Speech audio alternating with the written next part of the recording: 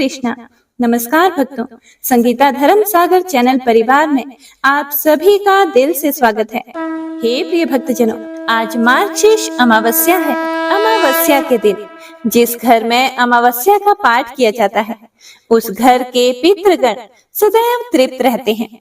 तो आइए पूरे भक्ति भाव और प्रसन्नचित मन से हाथ में पुष्प लेकर अमावस्या की संपूर्ण कथा का रसपान करते हैं। तो एक बार प्रेम से बोलिए, गौरी पुत्र गणेश भगवान की जय, उमा महेश्वर भगवान की जय, ओम नमो नारायणाय। एक साहूकार के 7 बेटे और एक बेटी थी। सारा परिवार प्रभु भक्ति में लीन रहता था। उनकी पुत्री बहुत ही सुंदर, संस्कारी और गुणवान थी। साहूकार के 7 बेटों का विवाह तो हो चुका था, किंतु बेटी का विवाह अभी नहीं हुआ था। उनके घर रोज सवेरे एक ब्राह्मण भिक्षा मांगने के लिए आता था।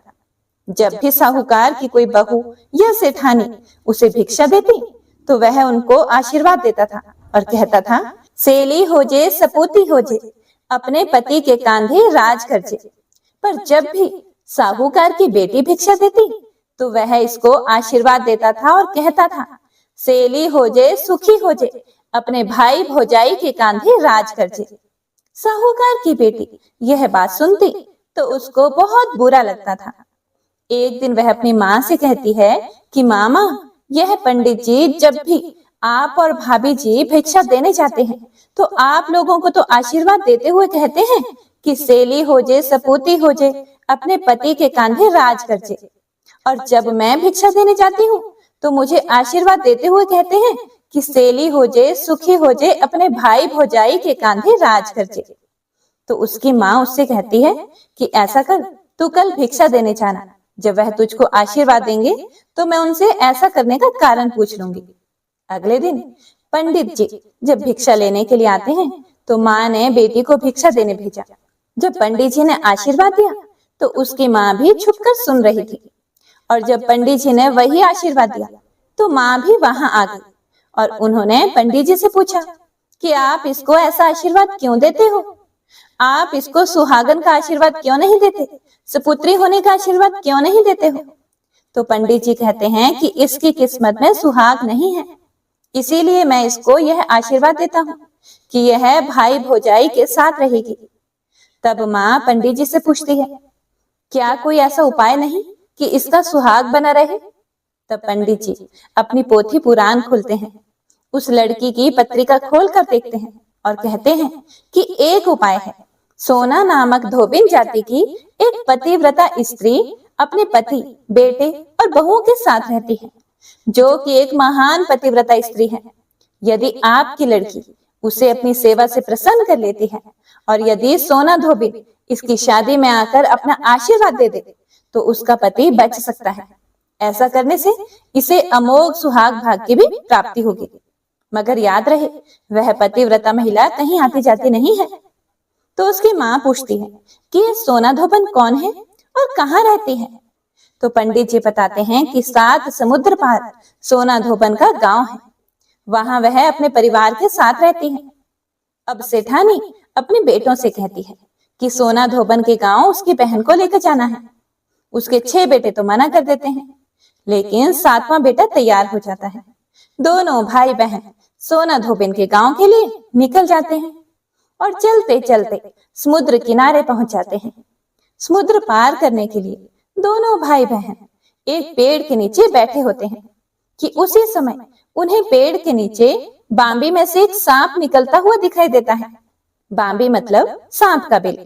उसमें से एक सांप निकलता है और जब वह सांप पेड़ पर चढ़ने लगता है, तो बहन की नजर उस सांप पर पड़ जाती है।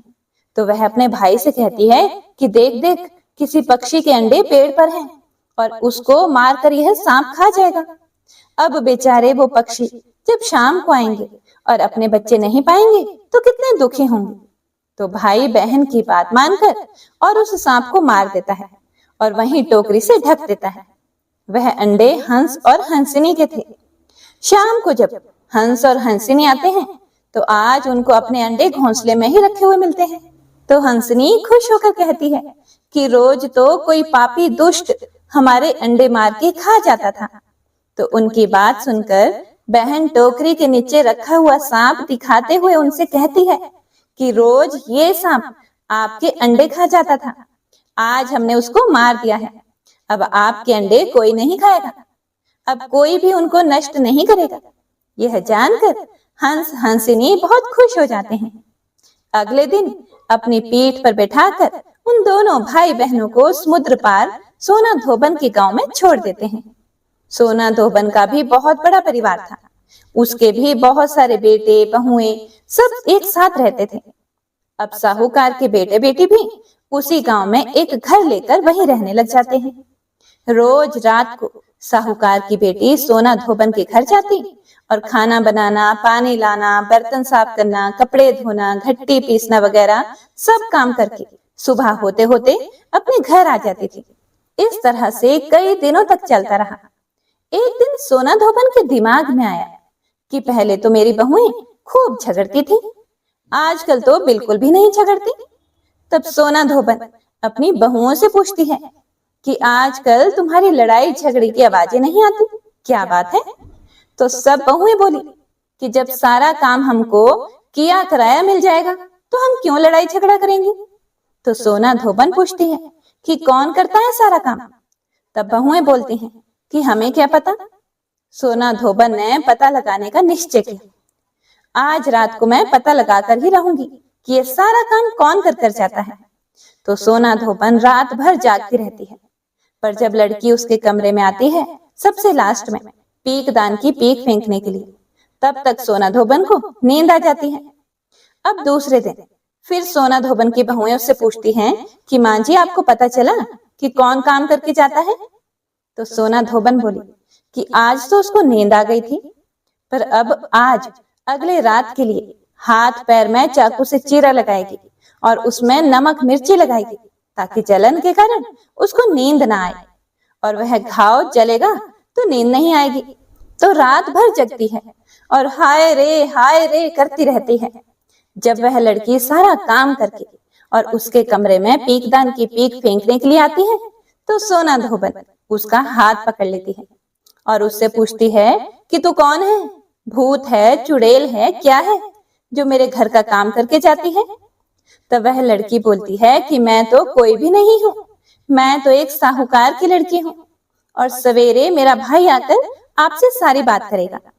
और यह बोलकर साहूकार की लड़की वहां से आ जाती है।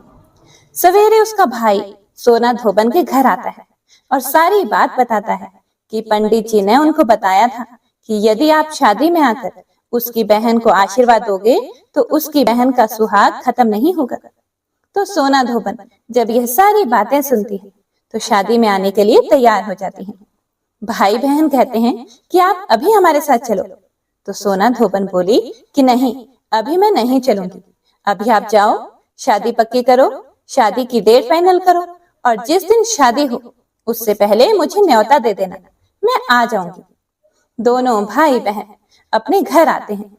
बहन के लिए लड़का ढूंढ के शादी की तारीख पक्की हो जाती है।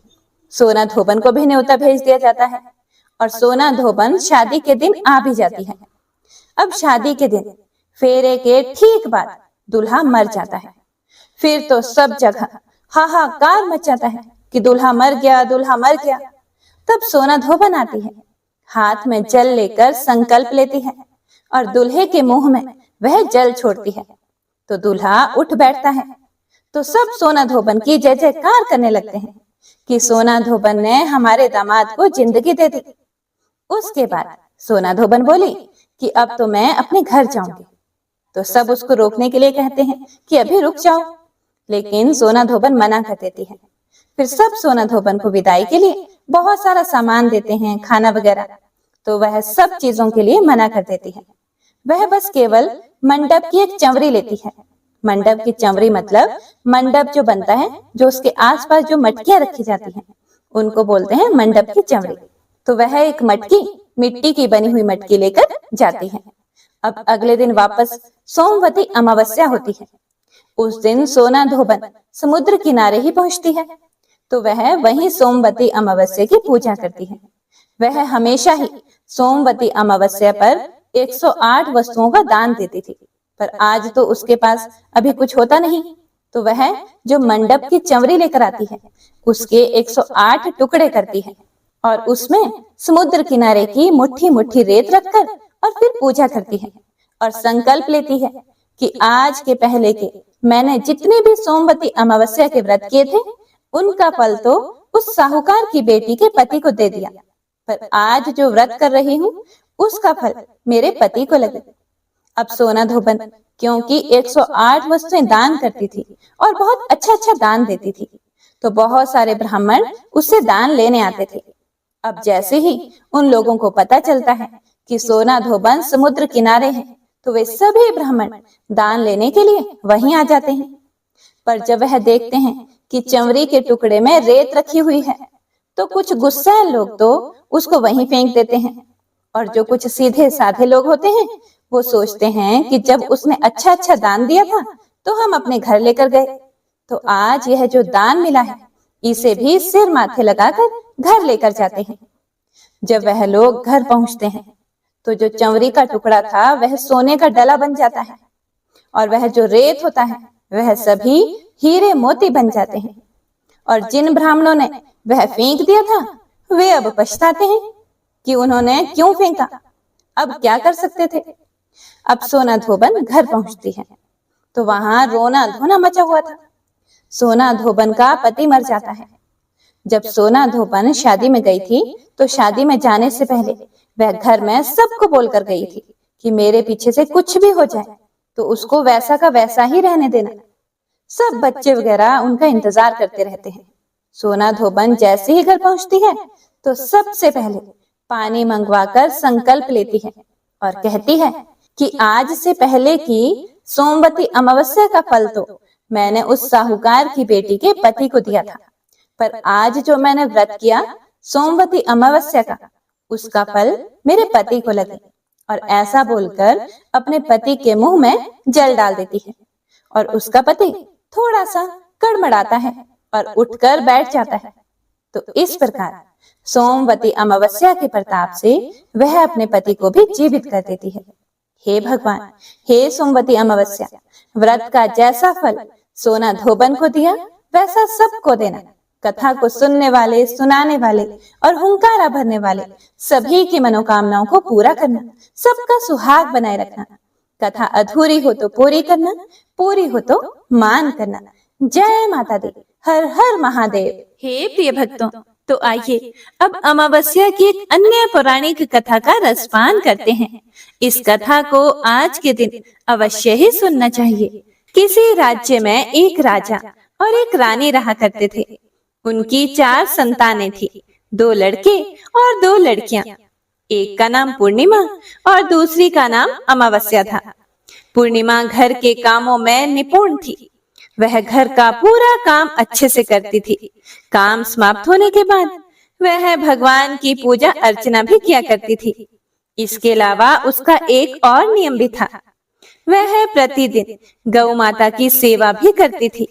वहीं दूसरी तरफ उसकी बहन अमावस्या ना तो घर का कोई काम करती थी और ना ही कोई पूजा पाठ में उसकी विशेष रुचि ही थी, और ना ही वह कभी गौ माता की सेवा किया करती थी। पूर्णिमा सर्वगुण संपन्न थी।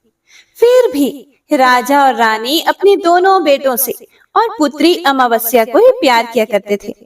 वह पूर्णिमा को ज्यादा नहीं चाहते थे, उसके साथ भेदभाव करते थे। समय के साथ राजा की चारों संतानें बड़ी हो रही थी। जब वे बड़े हो गए तो राजा ने अपने दोनों पुत्रों का विवाह योग्य कन्याओं के साथ करवा दिया। इसके बाद रानी ने राजा से कहा कि हे राजन, अब दोनों पुत्रियों का विवाह भी करवा दो, वह भी विवाह योग्य हो गई हैं। लेकिन आप ऐसा करना कि पुत्री अमावस्या का विवाह किसी बड़े खानदान में कराना और पूर्णिमा का विवाह किसी गरीब परिवार में करवाना, क्योंकि पूर्णिमा को तो केवल भगवान की पूजा पाठ और घर के कामकाज करना पसंद है, और साथ ही उसे गाय की सेवा करना भी बहुत पसंद है। गरीब घर में होगी तो इसके सारे काम हो जाएंगे, और अमावस्या को कुछ भी करना पसंद नहीं है। इसके लिए बड़ा राजघराना देखना, ताकि उसे कोई काम ना करना पड़े। तब रानी की बात सुनकर राजा ने कहा कि ठीक है, और वह अपनी दोनों पुत्रियों के लिए रिश्ता ढूंढने के लिए निकल पड़े। राजा अपने पड़ोसी राज्य में जाकर वहां के राजा के पुत्र से अमावस्या का रिश्ता तय कर देते हैं, और वहीं पास ही के गांव में जाकर एक गरीब परिवार के लड़के से पुत्री पूर्णिमा का रिश्ता भी तय कर देते हैं। और घर आकर राजा ने सारी बात रानी को बता दी। तो रानी सोचने लगी कि अब देखते हैं भगवान इसकी मदद कैसे करते हैं। यह तो बहुत ही पूजा पाठ करती है और भगवान में सदा ही मग्न रहती है। पूर्णिमा का भाई और भाभी पूर्णिमा से बहुत प्यार करते थे, क्योंकि पूर्णिमा उनके घर के कामों में उनका साथ देती थी, हर काम में उसका हाथ बटाती थी। जबकि अमावस्या अपने भाई भाभी की कोई भी सहायता नहीं करती थी, उन पर अपना रोब जमाती थी और ना ही कोई घर का कार्य करती थी। ऐसा करते करते कई महीने बीत गए। अमावस्या और पूर्णिमा दोनों का विवाह हो गया। राजा और रानी ने अपनी दोनों बेटियों की विदाई कर दी। विदाई करते समय राजा और रानी ने अमावस्या बेटी को खूब सारा धन दौलत देकर विदा किया और पूर्णिमा को कुछ भी नहीं दिया, खाली हाथ अपने घर से विदा कर दिया। इसके बाद दोनों बहनें अपने अपने ससुराल को चली गई। कुछ दिन बीत गए।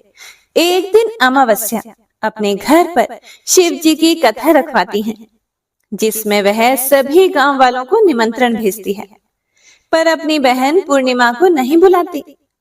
जब गांव की सभी औरतें अमावस्या के यहाँ जाती हैं, तो उन्हें इस तरह से जाता हुआ देखकर पूर्णिमा उनसे पूछती है कि आप सब इस तरह से तैयार होकर कहाँ जा रही हैं? तो वे औरतें पूर्णिमा से कहती हैं कि तुम्हारी बहन के यहाँ शिव जी की कथा रखी है, क्या तुम वहां पर नहीं जाओगी? तब पूर्णिमा कहती है कि मुझे तो मेरी बहन ने निमंत्रण भी नहीं भेजा, तो मैं नहीं जा सकती। तभी गांव की औरतें पूर्णिमा से कहती हैं कि बुलावा नहीं आया तो क्या हुआ, तुम्हारी बहन है, भूल गई होगी। यह तो भगवान शिव की कथा है, सुनने जाने में क्या हर्ज है। हम तो कहती हैं कि तुम हमारे साथ चलो।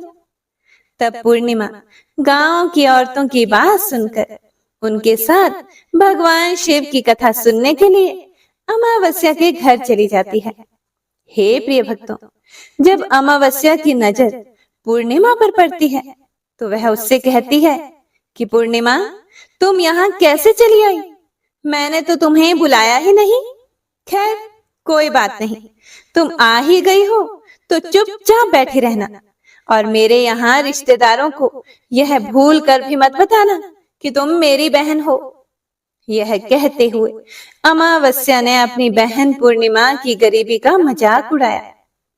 यह सब सुनकर पूर्णिमा की आंखों में आंसू आ गए और उसने रोते रोते मन ही मन भगवान शिव से विनती करते हुए कहती है कि हे भगवान, क्या पूजा पाठ करना गलत है? गौ माता की सेवा करना गलत है? आखिर मेरी क्या गलती थी जो इस तरह मेरी गरीबी को मेरा बार बार मजाक बनाया जा रहा है? आप अपनी कृपा दृष्टि मुझ पर कब बनाएंगे? तब पूर्णिमा वहां पर बैठी बैठी यही बार बार कहती रहती है। इतने में ही शिव कथा पूरी हो जाती है और अमावस्या भगवान का प्रसाद बांटने लगती है। वह सभी लोगों को प्रसाद दे देती है, लेकिन अपनी बहन पूर्णिमा को प्रसाद नहीं देती। पूर्णिमा बड़े ही दुखी मन से बिना प्रसाद लिए अपने घर लौट जाती है। पूरे रास्ते वह यही सोच रही थी कि घर पर अपने बच्चे उससे कथा का प्रसाद मांगेंगे तो मैं उससे क्या कहूंगी। तो यह भी सोच रही थी कि मैं मायके अपने भाई और भौजाई के यहाँ जाऊंगी, तो वहां जाते हुए वहां के बच्चों के लिए भी कुछ लेकर जाना था। तो ऐसा सोचते हुए वह अपने घर लौट आई। घर वापस लौट कर आने के बाद उसने अपने पति और बच्चों से कहा कि मैं कुछ समय के लिए अपने मायके जा रही हूँ। तब उसके पति ने कहा कि ठीक है, चली जाओ। तो थोड़ी देर बाद में पूर्णिमा अपने मायके के लिए रवाना हो गई। चलते चलते रास्ते में एक चबूतरा आया जिस पर तुलसी का पौधा लगा हुआ था। उस चबूतरे पर एक बूढ़ी अम्मा बैठी हुई थी। वह कोई और नहीं, साक्षात तुलसी मैया थी। उस बूढ़ी माता ने पूर्णिमा से कहा कि हे पुत्री, तुम कौन हो और कहाँ जा रही हो? तब पूर्णिमा अपना परिचय देते हुए कहती है कि माँ, मैं अपने मायके जा रही हूँ। तब बूढ़ी औरत ने पूर्णिमा से कहा कि हे पुत्री, यहाँ तुलसी का पौधा सूख रहा है, इसमें थोड़ा सा पानी डाल दो और इस चबूतरे को साफ कर दो, जिससे मुझे थोड़ी ठंडक मिलेगी। तब पूर्णिमा ने कहा कि ठीक है माँ जी, मैं तुलसी के पौधे में पानी डाल देती हूँ और यहाँ की साफ सफाई भी कर देती हूँ। तो पूर्णिमा ने साफ सफाई करने के बाद बूढ़ी अम्मा को भी नहला दिया। बूढ़ी अम्मा की भी सेवा की, उनके पैर दबाए, हाथ पैरों में तेल की मालिश की, कंघी की और फिर पूछा कि माँ जी, मैं आपकी और क्या सेवा करूं? कोई और काम हो तो बता दीजिए, मैं कर दूंगी। तब बूढ़ी अम्मा कहती है कि हे बेटा, अब कोई काम नहीं है, तुम अपने मायके जाओ और वापस आते समय मुझसे मिलकर जाना। तब पूर्णिमा ने बूढ़ी अम्मा से कहा कि ठीक है माँ जी, अब मैं जाती हूँ, लौट के आऊंगी तो आपसे मिलकर जरूर जाऊंगी। ऐसा कहकर पूर्णिमा वहां से चल पड़ी। कुछ समय आगे चलने के बाद में एक शिव मंदिर आया। वहां पर उसे एक बूढ़े बाबा मिले जो मंदिर के बाहर बैठे हुए थे। वह भी कोई और नहीं बल्कि स्वयं भगवान भोलेनाथ थे। बूढ़े बाबा ने पूर्णिमा से कहा कि हे बेटिया, तुम कौन हो और कहाँ जा रही हो? तब पूर्णिमा ने अपना सारा परिचय देते हुए कहा कि हे बूढ़े बाबा, आज मैं अपने मायके जा रही हूँ। तब बूढ़े बाबा ने कहा कि ठीक है बेटा, मैं तो बहुत बूढ़ा हो गया हूँ और मेरी आंखों की रोशनी भी ढंग से काम नहीं करती। तुम ऐसा करो कि मंदिर की साफ सफाई कर दो और शिवलिंग पर जल चढ़ा दो और भोले शंकर जी के आगे एक घी का दीपक जला दो। तब पूर्णिमा ने कहा कि ठीक है बाबा। यह कहकर पूर्णिमा ने शिव मंदिर की पूरी साफ सफाई कर दी और भोले शंकर जी की विधिवत पूजा करते हुए बूढ़े बाबा से कहा कि बाबा, कोई और काम हो तो बताइए। तब बूढ़े बाबा ने कहा कि नहीं बेटा, अब तुम जाओ और वापस आते समय मुझसे मिलते हुए जाना। तब पूर्णिमा ने कहा कि ठीक है बाबा, अब मैं जाती हूँ, आते हुए आपसे जरूर मिलकर जाऊंगी। तो ऐसा कहकर वह वहां से आगे चल पड़ी। आगे चलते चलते पूर्णिमा को एक काली माता का मंदिर दिखाई दिया। वहां पर भी एक बूढ़ी अम्मा चबूतरे पर बैठी हुई थी। तो उस बूढ़ी औरत ने पूर्णिमा से कहा कि हे बेटी, तुम कौन हो और कहाँ जा रही हो? तो पूर्णिमा ने उस बूढ़ी औरत को भी अपना सारा परिचय दिया और बताया कि मैं अपने मायके जा रही हूँ। तो वह बूढ़ी औरत यह सुनकर कहती है कि बेटा, अच्छी बात है, लेकिन तुम ऐसा करो, यहाँ पर पूजा पाठ करने के लिए तो सभी आते हैं, लेकिन मंदिर की साफ सफाई कोई नहीं करता। इसीलिए तुम इस मंदिर की सफाई कर दो और चबूतरे की भी साफ सफाई कर दो। तो पूर्णिमा ने कहा कि ठीक है माँ जी। ऐसा कहकर पूर्णिमा ने पूरे मंदिर की और चबूतरे की सफाई कर दी और पूजा पाठ भी की और उस बूढ़ी माता का श्रृंगार भी कर दिया। बूढ़ी माँ के पैर दबाए और कहती है कि माँ जी, सारा काम हो गया। अगर मेरे लायक कोई और काम हो तो मुझे बताइए, मैं उसे भी कर देती हूँ। तब वह बूढ़ी अम्मा कहती है कि नहीं बेटी, अब तो तुम जाओ, लेकिन मायके से आते समय मुझसे मिलते हुए जाना। फिर पूर्णिमा कहती है कि ठीक है माँ जी, और वह वहां से आगे चल पड़ी। आगे चलते चलते एक नदी आती है। वहां पर भी एक बूढ़ी अम्मा बैठी हुई थी। वह उससे कहती है कि बेटी, तुम कौन हो, कहाँ से आई हो और कहाँ जा रही हो? तब पूर्णिमा उस बूढ़ी औरत को भी अपना पूरा परिचय देते हुए बताती है कि अम्मा, मैं अपने मायके जा रही हूँ। तो बूढ़ी औरत पूर्णिमा से कहती है कि बेटा, यह तो अच्छी बात है। नदी पर स्नान करने तो सभी लोग आते हैं, लेकिन यहाँ पर कोई भी सफाई नहीं करता। इसीलिए तुम ऐसा करो कि नदी के किनारे पर साफ सफाई कर दो। तो पूर्णिमा कहती है, ठीक है माँ जी। और वो वहाँ की साफ सफाई में लग जाती है। सारी साफ सफाई समाप्त करके बूढ़ी अम्मा के पैर दबाती है और उनसे कहती है कि माँ जी, और कोई काम हो तो बताइए। तो वो बूढ़ी औरत कहती है कि नहीं बेटा, अब तुम जाओ और जब मायके से लौट कर आओ तो मुझसे मिलते हुए जाना। इस नाव में बैठकर नदी के दूसरे किनारे पर पहुंच जाओ।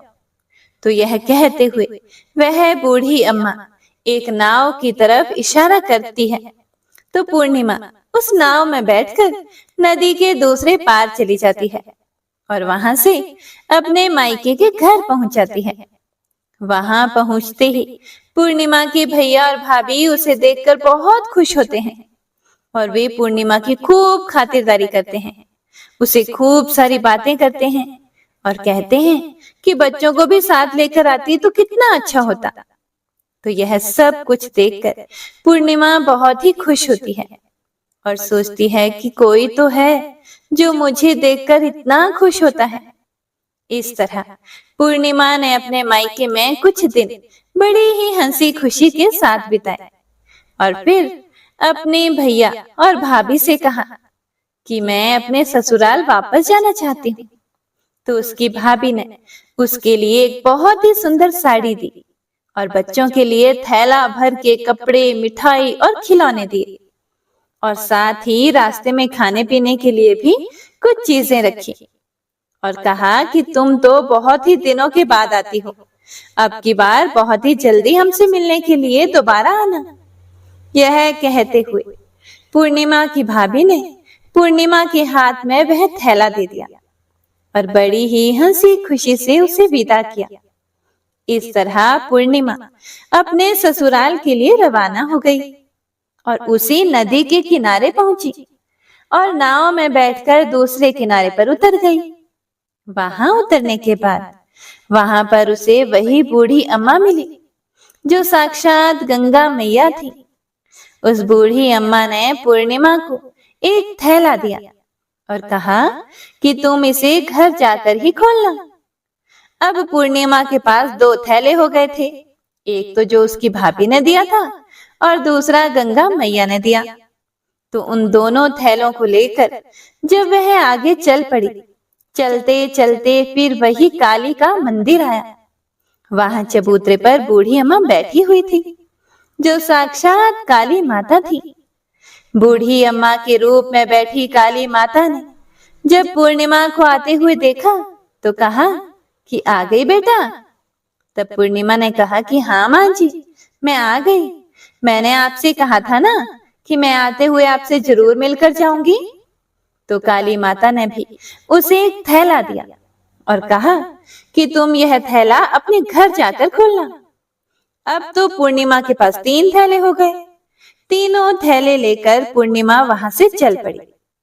चलते चलते शिव जी का मंदिर आया जहां बूढ़े बाबा के रूप में स्वयं शिव जी विराजमान थी। बूढ़े बाबा ने पूर्णिमा से कहा कि हे बेटी, आ गई तुम?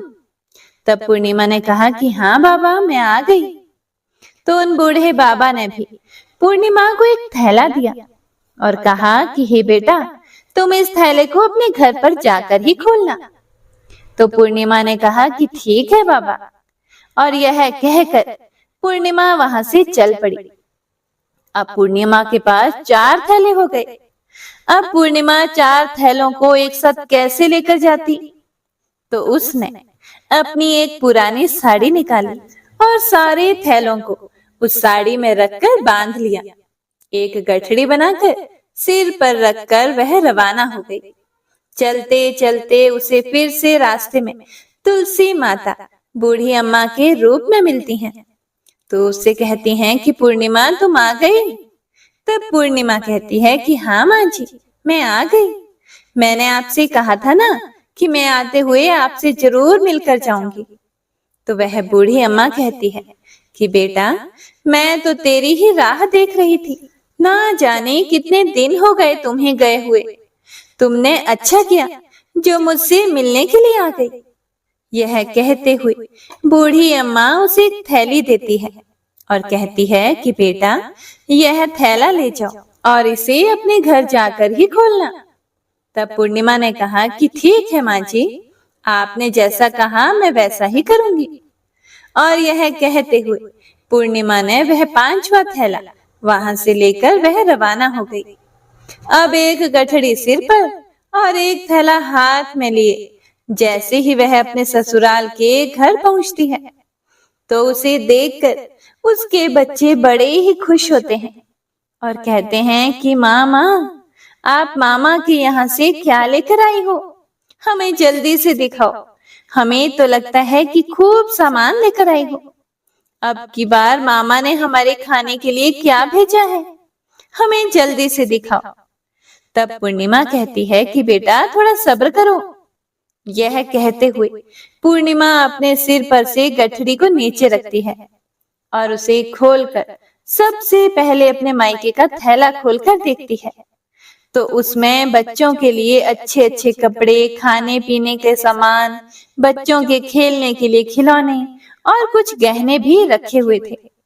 तो उसे देखकर वह मन ही मन बहुत ही खुश होती है और अपने भैया भाभी को खूब आशीष देती है।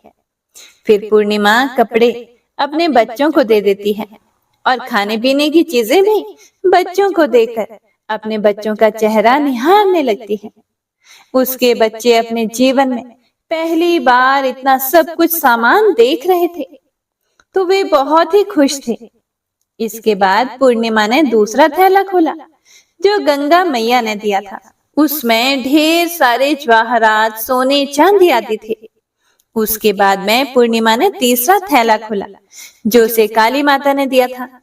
उसमें बहुत सारा सोना और श्रृंगार का सामान भरा हुआ था। तो यह देखकर पूर्णिमा बहुत ही खुश हुई। फिर उसने चौथा थैला खोला जो भोले शंकर ने दिया था। वह थैला धन संपत्ति से भरा हुआ था, बहुत सारी खुशियां भरी थी। इसके बाद में पूर्णिमा ने 5वां थैला खोला जो उसे तुलसी मैया ने दिया था। उसमें चावल, दाल और 7 प्रकार के खाने की चीजें भरी हुई थी। अब पूर्णिमा के घर में किसी भी चीज की कोई कमी नहीं थी। उसका घर धन धान्य से भरा हुआ था और परिपूर्ण था। पूर्णिमा और उसका परिवार सुखपूर्वक जीवन व्यतीत करने लगे। तो पूर्णिमा के मन में एक दिन विचार आया कि क्यों ना मैं भी शिव जी की कथा करवाऊं। तो उसने भी शिव जी की कथा का एक कार्यक्रम रखा और पूरे गांव वालों को निमंत्रण दिया। घर घर जाकर सभी लोगों को बुलावा देकर आई। पूर्णिमा अपनी बहन अमावस्या के घर भी गई और शिव जी की कथा सुनने के लिए उसे न्योता दिया। तो अमावस्या ने जब पूर्णिमा को देखा तो वह सोचने लगी कि इतने गहने पहने हुए, इतने सुंदर वस्त्र पहन रखे हैं, इसका घर तो बहुत गरीब है। फिर इतना सब कुछ इसके पास कैसे आया? यह जानने के लिए तो मुझे इसके घर जाना ही पड़ेगा। बस यह सोचकर अमावस्या पूर्णिमा के घर शिव कथा सुनने के लिए आ गई। तो उसने देखा कि पूर्णिमा के घर में कोई भी चीज की कहीं भी कोई कमी नहीं थी। तो इतनी सारी धन दौलत देखकर अमावस्या आश्चर्यचकित हो गई और पूर्णिमा से पूछने लगी कि तुम्हारे घर में इतनी धन दौलत कहाँ से आई? तब पूर्णिमा ने कहा कि देखो बहन, तुमने शिव जी की कथा में मुझे नहीं बुलाया था, फिर भी मैं चली आई। तुमने मुझे प्रसाद तक नहीं दिया और मेरी गरीबी का मजाक उड़ाया था। उसके बाद मैं अपने घर आ गई और घर आते हुए मन में यही सोच रही थी कि अपने मायके जाऊंगी और बच्चों के लिए कुछ लेकर आऊंगी। तुमने तो मेरे बच्चों के लिए प्रसाद तक नहीं दिया, इसीलिए मैं तुम्हारे यहाँ से जाते ही मायके चली गई। यह कहते हुए पूर्णिमा ने उसके बाद जो भी घटना घटी थी वह सारी की सारी अमावस्या को सुना दी। तो यह सारी बातें सुनने के बाद अमावस्या कहती है कि बहन, तुम मुझे प्रसाद मत देना और मुझे खूब डांट लगाओ। तो पूर्णिमा कहने लगी कि यह तो भगवान का प्रसाद है, मैं तो सबको दूंगी और तुम्हें भी दूंगी। इतना कहने पर भी अमावस्या ने प्रसाद नहीं लिया। वह बिना प्रसाद के ही सीधे अपने घर चली गई। घर जाकर अपने बच्चों और पति से कहने लगी कि मैं मायके जा रही हूँ। तो उसके पति ने कहा कि कोई बात नहीं, कुछ दिन रुक कर चली जाना, अभी मुझे कोई काम है। तब अमावस्या ने अपने पति की एक भी बात नहीं सुनी और अपने मायके जाने के लिए तैयार हो गई। जैसे ही वह मायके जा रही थी तो रास्ते में तुलसी माता चबूतरे पर बैठी हुई बूढ़ी माता के रूप में मिली। तो बूढ़ी माता ने अमावस्या से कहा कि बेटी, तुम कौन हो, कहाँ जा रही हो? तब अमावस्या ने अपना परिचय देते हुए कहा कि मैं अपने मायके जा रही हूँ। तब बूढ़ी अम्मा बोली कि बेटा, यह तो अच्छी बात है, पर तुम ऐसा करो कि यह तुलसी का पौधा सूख रहा है, इसमें थोड़ा सा पानी डाल दो और इस चबूतरे की सफाई भी कर दो। तब बूढ़ी अम्मा के इतना कहते ही अमावस्या ने गुस्से में आकर कहा कि बुढ़िया, तुम्हें दिखाई नहीं देता मैंने इतनी महंगी साड़ी पहन रखी है, साफ सफाई करूंगी तो यह गंदी हो जाएगी, और यहाँ आसपास पानी भी नहीं है, मैं कहाँ से पानी लाकर तुलसी के पौधे में डाल दूं? तुम्हारे और तो कोई काम नहीं है, तुम ही ऐसा करो कि आसपास कहीं पर पानी होगा, लाकर इस पौधे में डाल देना। ऐसा कहकर अमावस्या वहां से चल पड़ी। चलते चलते शिव मंदिर आया। वहां पर भगवान शिव बूढ़े बाबा का रूप धारण किए हुए बैठे हुए थे। उसे देखते ही पूछा कि बेटा, तुम कहाँ जा रही हो? तो अमावस्या ने कहा, मैं अपने मायके जा रही हूँ। तो बूढ़े बाबा ने कहा कि बेटा, मंदिर की साफ सफाई कर दो और भोले शंकर की पूजा कर दो, आजकल मुझे थोड़ा कम ही दिखाई देता है। तो बूढ़े बाबा के साफ सफाई वाली बात सुनकर अमावस्या को गुस्सा आ गया और वह गुस्से में मना करते हुए वहां से आगे चल पड़ी। आगे चलते चलते काली माता का मंदिर दिखाई दिया। वहां पर काली माता बूढ़ी अम्मा के रूप में बैठी हुई थी। तो अमावस्या को देखते ही काली माता ने पूछा कि बेटी, तुम कौन हो, कहाँ जा रही हो? तब अमावस्या ने कहा, मैं अपने मायके जा रही हूँ।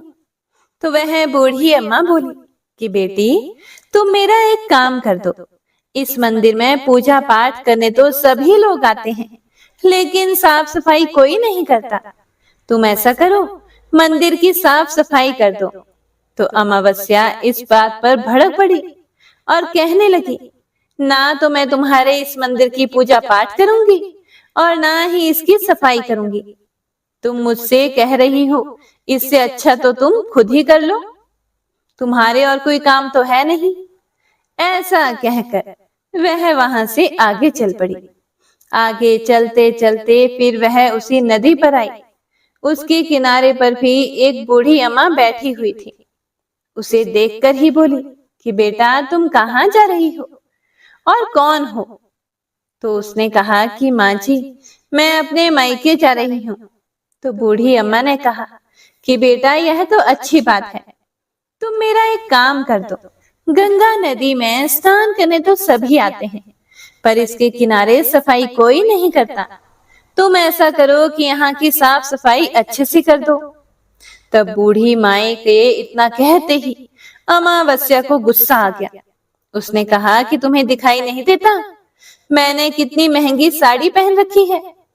मैं यहाँ के राजा की बेटी हूँ, मैं कोई नौकरानी नहीं हूँ जो तुमने कह दिया और मैं यहाँ पर सफाई करने लग गई।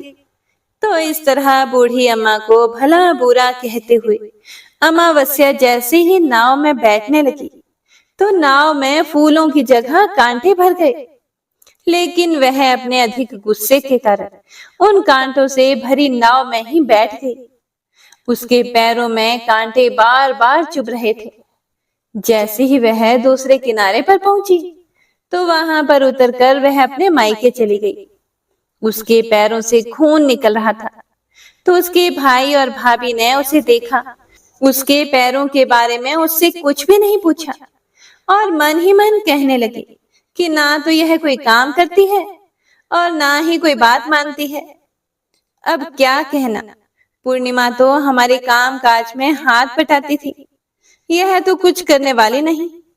इससे ज्यादा बातचीत करना ठीक नहीं, बात नहीं करेंगे तो जल्दी ही वापस भी चली जाएगी। ऐसा सोचकर उन्होंने अमावस्या से ज्यादा बातचीत नहीं की और जल्दी जल्दी खाना बनाया और खा पीकर वह सो गए। अमावस्या जब सुबह जल्दी उठी तो उसने अपनी भाभीयों से कहा कि भाभी, मैं ससुराल वापस जा रही हूँ। तो उन्होंने कहा कि ठीक है, जाओ। तो अमावस्या बोली कि पूर्णिमा को तो आपने एक थैला दिया था और मुझे कुछ नहीं दोगी। तो भाई और भाभी ने कहा कि तुम जाओ, तुम्हारा थैला तुम्हारे घर पहुंच जाएगा। फिर अमावस्या वहां से चल पड़ी और चलते चलते नदी के किनारे पहुंची। तो वहां पर गंगा मैया बूढ़ी औरत का रूप धारण किए हुए बैठी हुई थी। बूढ़ी माँ ने कहा कि आ गई बेटी। तो अमावस्या बोली कि हाँ, मैं आ गई। कुछ देर तक अमावस्या वहीं खड़ी रही। तो बूढ़ी अम्मा ने उसे कुछ भी नहीं दिया। तो अमावस्या बोली कि पूर्णिमा को तो आपने एक थैला दिया था, क्या मुझे नहीं दोगी? तो बूढ़ी अम्मा ने कहा कि तुम घर जाओ, तुम्हारा थैला तुम्हारे घर पहुंच जाएगा। तो वह वहां से चल पड़ी। आगे चलने पर उसे काली मैया मिली। उसे देखते ही अमावस्या ने कहा कि मेरा थैला कहाँ है? तुमने पूर्णिमा को एक थैला दिया था। तो काली अम्मा का रूप धारण किए हुए बूढ़ी अम्मा बोली कि तुम अपने घर जाओ, तुम्हारा थैला तुम्हारे घर पर पहुंच जाएगा। तो यह सुनकर अमावस्या वहां से आगे चल पड़ी। चलते चलते रास्ते में फिर वही शिव मंदिर आया। वहां पर भोले शंकर बूढ़े आदमी का रूप धारण किए हुए बैठे हुए थे। उन्हें देखते ही अमावस्या बोली कि मेरा थैला कहाँ है? तो बूढ़े बाबा ने कहा कि तुम घर जाओ, तुम्हारा थैला तुम्हारे घर पहुंच जाएगा। तो अमावस्या वहां से आगे चल पड़ी। आगे चलते चलते उसे तुलसी माता बूढ़ी अम्मा का रूप धारण किए हुए वहां पर बैठी हुई मिली। तो अमावस्या को देखते ही कहा कि आ गई बेटा। तो अमावस्या ने कहा कि हाँ, मैं आ गई। मेरा थैला कहाँ है? पूर्णिमा को तो आपने थैला दिया था। तो अमावस्या की बात सुनकर तुलसी मैया ने कहा कि तुम अपने घर जाओ, तुम्हें तुम्हारा थैला वहीं पर मिल जाएगा। तो अमावस्या वहां से जल्दी जल्दी अपने घर की ओर चल पड़ी। जैसे ही वह अपने घर पहुंची तो उसने आंगन में देखा कि वहां पर 5 थैले पड़े हुए हैं। अमावस्या ने मन में सोचा कि अब तो मेरे पास भी खूब सारी धन दौलत हो जाएगी। तो उसने जल्दी जल्दी सारे थैलों को खोलकर देखा। किसी में मिट्टी भरी हुई थी, तो किसी में पत्थर रखे हुए थे, किसी में कोयला था और मायके वाली थैला बिल्कुल खाली था। तो इस तरह के थैलों को देखकर अमावस्या को बहुत ही गुस्सा आया और वह दौड़ती दौड़ती पूर्णिमा के घर गई और कहने लगी कि तुम्हें तो इतना सब कुछ मिला और मुझे कुछ नहीं मिला। तूने मुझसे झूठ क्यों बोला? तो अमावस्या की बात को सुनकर पूर्णिमा उससे कहती है, हे बहन, जब मैं अपने मायके जाती हूँ तो अपनी भाभीयों के साथ उनके काम में हाथ बटाती हूँ, उनके साथ मिलकर काम करती हूँ, उनकी इज्जत करती हूँ। लेकिन तुम तो अहंकारवश किसी की भी इज्जत नहीं करती, इसीलिए वे भला तुम्हें क्या देंगे? तुमने तुलसी माता को ठुकरा दिया, गंगा मैया को ठुकरा दिया, काली माँ को भी ठुकराया और भगवान शिव का कहना भी नहीं माना। इसीलिए उन्होंने तुम्हें कुछ भी नहीं दिया। मैंने उन सब का कहा हुआ काम बड़े ही श्रद्धा भाव से किया था, इसीलिए यह सब कुछ मुझे प्राप्त हुआ है। यह सब मुझे पूजा और भक्ति से मिला है। तो यह सब सुनकर अमावस्या कहती है कि बहन, मुझे माफ कर दो, मैंने तुम पर हमेशा अत्याचार किया है। माँ ने भी हमेशा हम दोनों के बीच में भेदभाव रखा था। आज मेरी आंखें खुल गई हैं। मुझे कुछ नहीं मिला, कोई बात नहीं, पर मैं भी भगवान की भक्ति करना चाहती हूँ और भगवान की भक्ति करके सब कुछ प्राप्त कर लूंगी। इन सब चीजों का रहस्य बताओ। तब पूर्णिमा कहने लगी कि तुम 3 सूत्र का ज्ञान लो और उसकी कथा करना। पहले सूत्र में दया मांगना, दूसरे सूत्र में कथा मांगना और तीसरे सूत्र में 108 बार ओम नमः शिवाय का जाप करना। बहन, यह सूत्र भगवान ने स्वयं दिए हैं, इसीलिए तुम इनको अपने हृदय में बसा लेना। मैंने भी इन तीनों सूत्रों को अपने जीवन में अपनाया है और सच्चे मन से भगवान की भक्ति और पूजा पाठ की थी। तभी तो मुझे इतने गरीब घर में ब्याहने के बाद भी आज मेरे पास सब कुछ है, और तुम्हारा एक अमीर घराने में विवाह होने के बाद भी आज सब कुछ नष्ट हो गया है। यह 3 सूत्र अपने मन में रखकर अमावस्या अपने घर चली गई और भगवान की पूजा पाठ करने लगी और भगवान शिव से माफी मांगते हुए कहा, हे भोलेनाथ, हे भोले शंकर, मुझे माफ कर दो। जो मैंने अपनी बहन पूर्णिमा पर इतने अत्याचार किए। शिव कथा में वह बिना बुलाए आई, फिर भी मैंने उसका अपमान किया। मुझे माफ कर दो। अब मैं पूरे विधि विधान से पूजा अर्चना किया करूंगा। और फिर वह गौ माता की सेवा भी करने लगी और दूसरों की मदद भी करने लगी, जिसकी वजह से उसका घर धन धान्य से परिपूर्ण हो गया। तो प्रेम से बोलिए शिव शिवा की जय, लक्ष्मी नारायण भगवान की जय। ओम नमः शिवाय। तो हे प्रिय भक्तों, यह थी अमावस्या और पूर्णिमा, 2 बहनों की कथा, जो अमावस्या और पूर्णिमा के व्रत में अवश्य ही सुननी चाहिए। भगवान भोलेनाथ और भगवान श्री हरि विष्णु जी आपकी सभी मनोकामनाओं को पूर्ण करें, ऐसी हम मंगल कामना करते हैं। जय श्री हरि विष्णु।